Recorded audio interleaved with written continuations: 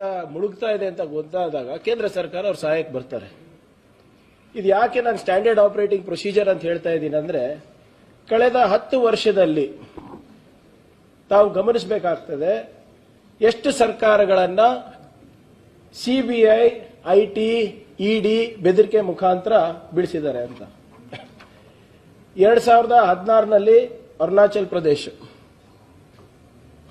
2017ನಲ್ಲಿ ಗೋವಾ, 2017ರಲ್ಲಿ ಮಣಿಪುರ್, 2016ನಲ್ಲಿ ಉತ್ತರಾಖಂಡ್, 2019ನಲ್ಲಿ ಕರ್ನಾಟಕ, 2020ರಲ್ಲಿ ಮಧ್ಯಪ್ರದೇಶ, ಗುಜರಾತ್ನಲ್ಲಿ ನಮ್ಮ ಎಂಎಲ್ಎಗಳು ಖರೀದಿ ಮಾಡಿದ್ರು, ಆಸಾಂನಲ್ಲಿ ನಮ್ಮ ಎಂಎಲ್ಎಗಳು ಖರೀದಿ ಮಾಡಿದ್ರು. ಸಿಬಿಐ, ಐಟಿ, ಇಡಿದೆಲ್ಲ ಇದೇ ಇವತ್ತು ಯಾರು ಮುಖ್ಯಮಂತ್ರಿಗಳಿದ್ದಾರೆ ಅವ್ರ ಮೇಲೆ ಆಗಿತ್ತಲ್ಲ. ಈಗ ಸಡನ್ ಆಗಿ ಅವರು ಗಂಗಾಕ್ಕಿಂತ ಪಾವನ ಆಗ್ಬಿಟ್ಟಿದ್ದಾರೆ. ಈಗ ಅವರು ನಾಗಾಲ್ಯಾಂಡ್ ಎನ್ಸಿಪಿ ಎಂಎಲ್ಎ ಖರೀದಿ, ಸಿಕ್ಕಿಂನಲ್ಲಿ ಸಿಕ್ಕಿಂ ಡೆಮಾಕ್ರೆಟಿಕ್ ಫ್ರಂಟ್ ಎಂಎಲ್ಎಗಳ ಮೇಲೆ ಐಟಿ, ಇಡಿ ದಾಳಿ ಮಾಡಿ ಖರೀದಿ ಮಾಡಿದ್ರು. ಮೇಘಾಲಯನಲ್ಲಿ ನ್ಯಾಷನಲ್ ಪೀಪಲ್ಸ್ ಪಾರ್ಟಿ ಮತ್ತೆ ಟಿಎಂಸಿ ಎಂಎಲ್ಎಗಳು ಮಾಡಿದ್ರು.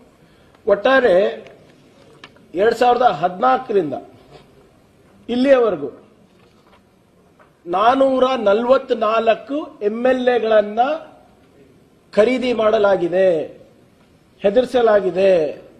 ಐಟಿ, ಇಡಿ, ಸಿಬಿಐ ಅವ್ರ ಕುಟುಂಬಗಳಿಗೆ ವಿಚಾರಣೆ ಕರೆಯೋದು, ಸುಮ್ಮನೆ ಸುಳ್ಳು ಕೇಸ್ಗಳು ಹಾಕಿ ಅವರಿಗೆ ಸಿಕ್ಕಾಕ್ಸೋದು, ಟಾರ್ಚರ್ ಕೊಡೋದು.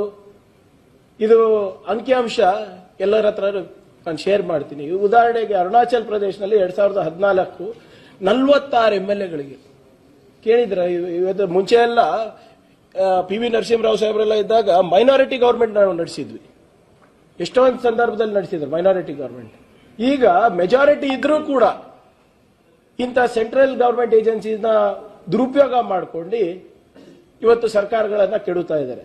ಮಹಾರಾಷ್ಟ್ರದಲ್ಲಿ 2014-10, ಹರಿಯಾಣ ಬಿಜೆಪಿ ಅವಾಗ INLD ಇಂದ 7, ವೆಸ್ಟ್ ಬೆಂಗಾಲ್ನಲ್ಲಿ 21 2016ರಲ್ಲಿ, ಗೋವಾನಲ್ಲಿ 2017ನಲ್ಲಿ 17 ಎಂಎಲ್ಎಗಳು, ಮಣಿಪುರ್ನಲ್ಲಿ 2017ನಲ್ಲಿ 16, ಹಿಮಾಚಲ್ ಪ್ರದೇಶ 2017ನಲ್ಲಿ 20, ಗುಜರಾತ್ನಲ್ಲಿ ನಮ್ಮ ಪಾರ್ಟಿಯಿಂದ 20 ಜನ ಮಾಡಿದ್ರು, ಮಧ್ಯಪ್ರದೇಶದಲ್ಲಿ 2018ರಲ್ಲಿ 30, ಮಹಾರಾಷ್ಟ್ರದಲ್ಲಿ 2019ರಲ್ಲಿ ಎನ್ಸಿಪಿ, ಐಎನ್ಸಿ ಮತ್ತೆ ಶಿವಸೇನಾ ಸೇರಿ 72.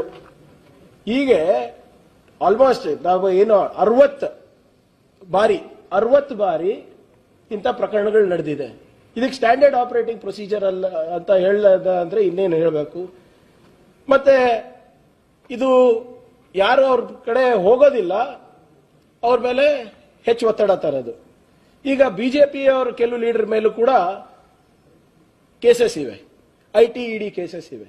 ಉದಾಹರಣೆಗೆ ಇಲ್ಲೇ ನಮ್ಮ ಮಾಜಿ ಮುಖ್ಯಮಂತ್ರಿ ಯಡಿಯೂರಪ್ಪ ಅವರ ಮೇಲಿದೆ. ಯಾಕೆ 2023ದಿಂದ ಯಾವುದೇ ಕಾರ್ಯಾಚರಣೆ ನಡೀತಲ್ಲ, ಎಲ್ಲ ಸ್ಥಗಿತ ಆಗಿದೆ ಎಲ್ಲ ಮೇಲ್ಗಡೆ. ಇಲ್ಲಿ ರೆಡ್ಡಿ ಬ್ರದರ್ಸ್ ಮೇಲೂ ನಡೀತಾ ಇತ್ತು. ಪಾರ್ಟಿ ಮೊನ್ನೆ ಸೇರಿದ ತಕ್ಷಣ ಅದೆಲ್ಲ ಡ್ರಾಪ್ ಆಗಿಬಿಟ್ಟಿದೆ. ಇವಾಗ ಶಿವರಾಜ್ ಸಿಂಗ್ ಚೌಹಾಣ್ ಮಾಜಿ ಮುಖ್ಯಮಂತ್ರಿ ವ್ಯಾಪಂ ಕೇಸ್ನಲ್ಲಿ ಸಿಬಿಐ ಇನ್ನ ಹಾಗೆ ಇಟ್ಕೊಂಡು ಕೂತಿದೆ, 10 ವರ್ಷ ಆಗ್ತಾ ಬರ್ತಿದೆ. ನಿಮ್ಮ ರಮೇಶ್ ಪೋಖ್ರಿಯಾಲ್ ಉತ್ತರಾಖಂಡ್ ಸಿಎಂ ಅವ್ರ ಮೇಲೂ ಇದೆ. ಅಮಿತ್ ಶಾ ಅವ್ರ ಮೇಲೆ ಅವರಿಗೆ ಏನು ಈ ಫೇಕ್ ಎನ್ಕೌಂಟರ್ ಕೇಸ್ ಇತ್ತು ಸಿಬಿಐ ನಲ್ಲಿ, ಅಧಿಕಾರಕ್ಕೆ ಬಂದ ತಕ್ಷಣನೇ ಕ್ಲೀನ್ ಚಿಟ್ 2014ರಲ್ಲಿ ಕೊಟ್ಬಿಟ್ರು.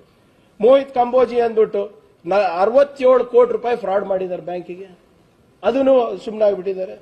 ಮತ್ತೆ ಕಂದಾಯ ಸಚಿವರು ಹೇಳಿದಂಗೆ ಒಂದು ವಾಷಿಂಗ್ ಮಿಷಿನ್ ಇದೆ ಇವ್ರ ಹತ್ರ. ಅವ್ರು ಬಿಜೆಪಿ ಸೇರ್ಬಿಟ್ರೆ 7 ಖೂನ್ ಮಾಫ್ ಅವ್ರದ್ದು. ಈ ಮುಕುಲ್ ರಾವ್ ಇರ್ಬೋದು, ಅಜಿತ್ ಪವಾರ್ ಅವ್ರು ಇರ್ಬೋದು, ಪ್ರಫುಲ್ ಪಟೇಲ್ ಅವ್ರು ಇರ್ಬೋದು, ಛಗನ್ ಭುಜ್ಬಲ್ ಅವ್ರು ಇರ್ಬೋದು, ಇವರೆಲ್ಲರದು, ನಿಮ್ಮ ಹೇಮಂತ್ ಸರ್ಮಾ ಬಿಸ್ವಾಸ್ ಅವ್ರು ಇರ್ಬೋದು, ನಾರಾಯಣ್ ರಾಣೆ ಇರ್ಬೋದು, ಎಲ್ಲರ ಮೇಲೂ ಕೇಸ್ ಇದೆ. ಆದ್ರೆ ಬಿಜೆಪಿ ಸೇರಿದ್ರೆ ಅವ್ರು ಪಾರಾಗ್ತಾರೆ. ಸೊ ಇದು ಸ್ಟ್ಯಾಂಡರ್ಡ್ ಆಪರೇಟಿಂಗ್ ಪ್ರೊಸೀಜರ್ ಅಲ್ಲ ಅಂದ್ರೆ ಇನ್ನೇನಂತ ನಾವು ಹೇಳ್ಬೋದಾಗ್ತದೆ. ಈಗ ವಿಶೇಷವಾಗಿ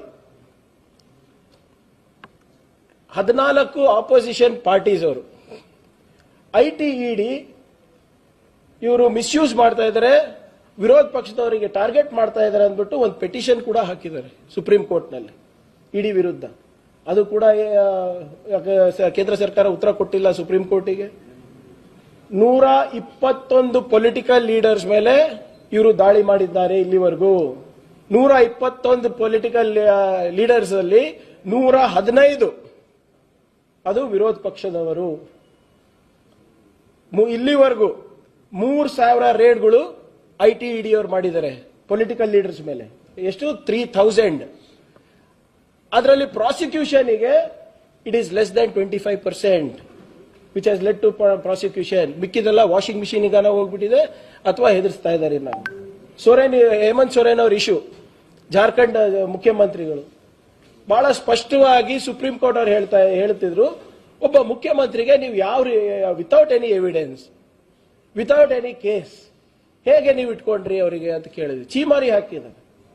ಮತ್ತೆ ಕರ್ನಾಟಕಕ್ಕೆ ಬರೋದಿದ್ರೆ ಈ ವಾಲ್ಮೀಕಿ ನಿಗಮ ಪ್ರಕರಣದಲ್ಲಿ ಇಷ್ಟು ಆಸಕ್ತಿ ಇಡಿ ಅವರಿಗೆ IT ಅವರಿಗೆ ಬಂದಿದೆ ಅಲ್ಲ, ಇದೇ ಆಸಕ್ತಿ ಯಾಕೆ ಹಿಂದಿನ ಸರ್ಕಾರದಲ್ಲಿ ಬಂದಿಲ್ಲ? ಗೋವಿ ಅಭಿವೃದ್ಧಿ ನಿಗಮದಲ್ಲಿ 77 ಕೋಟಿ ರೂಪಾಯಿ ಯೆಸ್ ಬ್ಯಾಂಕಿಗೆ ಟ್ರಾನ್ಸ್ಫರ್ ಆಗಿರೋದು, ಅದ್ರ ಬಗ್ಗೆ ಯಾಕೆ ಬಂದಿಲ್ಲ? APMC 47.16 ಕ್ರೋರ್ಸ್ ಸಿಂಡಿಕೇಟ್ ಬ್ಯಾಂಕ್ ಅಲ್ಲಿ ಹಗರಣ ಆಗಿರೋದು, ಅದ್ರ ಬಗ್ಗೆ ಯಾಕೆ ಕಾಳಜಿ ವಹಿಸಿಲ್ಲ? ಕರ್ನಾಟಕ ಕರಕುಶಲ ಅಭಿವೃದ್ಧಿ ನಿಗಮ 23 ಕೋಟಿ ರೂಪಾಯಿ SBI ಬ್ಯಾಂಕ್, ಯಾಕೆ ಅದ್ರ ಬಗ್ಗೆ ಕಾಳಜಿ ವಹಿಸ್ತಾ ಇಲ್ಲ? ಡಾಕ್ಟರ್ ಅಂಬೇಡ್ಕರ್ ಅಭಿವೃದ್ಧಿ ನಿಗಮ 5 ಕೋಟಿ ರೂಪಾಯಿ, ಅದ್ರ ಬಗ್ಗೆ ತನಿಖೆ ನಡೆದಿಲ್ಲ. ದೇವರಾಜ ಅರಸ್ ಟ್ರಕ್ ಟರ್ಮಿನಲ್ 47 ಕೋಟಿ ರೂಪಾಯಿ, ಇದ್ರ ಬಗ್ಗೆ ಬಿಜೆಪಿ ಅವ್ರ ಪ್ರಸ್ತಾವನೆಯನ್ನ ಇಲ್ಲ, ಉಸಿರೇ ಬಿಡ್ತಾ ಇಲ್ಲ. ಇದ್ರು ಒಬ್ಬ ಮಾಜಿ MLC ಅವರು ಅರೆಸ್ಟ್ ಆಗಿದ್ದಾರೆ, ಅದ್ರ ಬಗ್ಗೆ ಇವರು ಚಕಾರಿಸ್ತಾ ಇಲ್ಲ. ಪೊಲ್ಯೂಷನ್ ಕಂಟ್ರೋಲ್ ಬೋರ್ಡ್ ನಲ್ಲಿ ಹಿಂದಿನ ಸರ್ಕಾರದಲ್ಲಿ ಸ್ಟೇಟ್ ಬ್ಯಾಂಕ್ ಆಫ್ ಮೈಸೂರಿನಲ್ಲಿ 10 ಕೋಟಿ ಆಗಿದೆ. KIDB ದುಡ್ಡು ಸೇಲಂ ಬ್ಯಾಂಕಿಗೆ ಹೋಗಿದೆ. ಇವತ್ತೇನು ಇವರೆಲ್ಲ ಬೇರೆ ಬೇರೆ ಕಡೆ ಹೋಗಿದೆ ಅಂತ ಎಲ್ಲ ಬಾಯ್ ಬಡ್ಕೊಂತ ಇದಾರಲ್ಲ, ಇವರ ಅವಧಿನಲ್ಲಿ KIDB ಬ್ಯಾಂಕ್ ಸೇಲಂಗೆ ಹೋಗಿದೆ. ಅವಾಗ ಯಾಕೆ ED IT ಅಥವಾ ಬಿಜೆಪಿ ಅವರ ಆಸಕ್ತಿ ತೋರಿಸಿಲ್ಲ?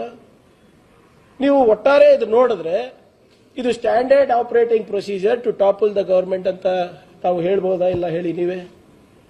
ಉದಾಹರಣೆಗಳಿದೆ, 1 ದಶಕದ ಉದಾಹರಣೆಗಳಿದೆ. ಈಗ ಮುಂದೆ ಪೊನ್ನಣ್ಣನವರು ಮತ್ತೆ ಸಂತೋಷ್ ಲಾಡ್ ಅವರೆಲ್ಲ ಸವಿಸ್ತಾರವಾಗಿ ಹೇಳ್ತಾರೆ ಯಾವ ರೀತಿ ನಮ್ಮ ಅಧಿಕಾರಿಗಳಿಗೆ IT ಅಫಿಷಿಯಲ್ಸು, ED ಅಫಿಷಿಯಲ್ಸು ಕೇಂದ್ರ ಸರ್ಕಾರದ ಒತ್ತಡದ ಮೇರೆಗೆ ಕೆಲವು ಹೆಸರುಗಳನ್ನ ಹೇಳಲೇಬೇಕು ಅಂತ ಹೇಳ್ತಾ ಇದ್ದಾರೆ.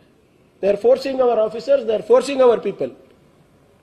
CM ಅವ್ರ ಹೆಸರು ಹೇಳಿ, ಇದು ಚುನಾವಣೆ ಖರ್ಚಾಗಿದೆ ಅಂತ ಹೇಳಿ, ಇದು ಆಂಧ್ರ ಚುನಾವಣೆಗೆ ಹೋಗಿದೆ, ಬೆಳ್ಳಾರಿ ಚುನಾವಣೆಗೆ ಯೂಸ್ ಮಾಡಿದ್ದಾರೆ. DCM ಅವ್ರ ಹೆಸರು ಹೇಳಿ, ಸಚಿವರ ಹೆಸರು ಹೇಳಿ, ಅದಕ್ಕೆ ಇದು ಒಂದು ವ್ಯವಸ್ಥಿತವಾದಂತ ಸಂಚು ನಡೆದಿದೆ. ಕಂದಾಯ ಸಚಿವರು ಹೇಳಿದಾಗೆ ಇದಕ್ಕೆ ಯಾವುದಕ್ಕೂ ನಾವು ಬಗ್ಗವರಲ್ಲ, ಜಗ್ಗವರಲ್ಲ. ಕಳೆದ 10 ವರ್ಷದಿಂದ ಇದೇನ ಹೋರಾಟ ಮಾಡ್ಕೊಂಡು ಬಂದಿದ್ದೀವಿ. ಈಗ ಇನ್ನ ಹೆಚ್ಚು ಶಕ್ತಿ ಜನರು ನಮ್ಗೆ ಕೊಟ್ಟಿದ್ದಾರೆ. ಇದನ್ನ ಅವಶ್ಯಕತೆ ಇದ್ರೆ ವಿಲ್ ಅಫ್ಕೋರ್ಸ್ ಪೊಲಿಟಿಕಲಿ ನಾವು ಟ್ಯಾಕಲ್ ಮಾಡೇ ಮಾಡ್ತೀವಿ. ಅದ್ರ ಜೊತೆಗೆ ಲೀಗಲಿ ನಾವು ಏನ್ ಮಾಡಬೇಕು ಅದನ್ನು ಕೂಡ ನಾವು ನೋಡ್ತೀವಿ ಅಂತ ಈ ಸಂದರ್ಭದಲ್ಲಿ ನಾನು ಹೇಳಲಿಕ್ಕೆ ನಾನು ಬಯಸ್ತಾ ಇದ್ದೀನಿ. ಧನ್ಯವಾದ.